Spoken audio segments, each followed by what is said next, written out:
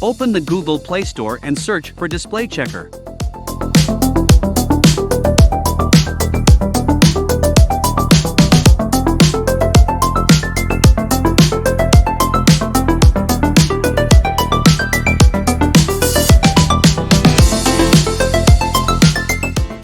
Now tap on the display checker with real-time refresh rate. Now install it and open it. Now scroll down and find the real-time refresh rate of the show.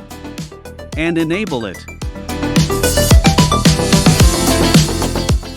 With this button you can change the location.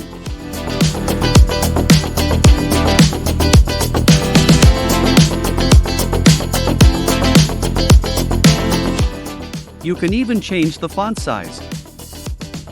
Done. I hope this video helped you. Don't forget to subscribe.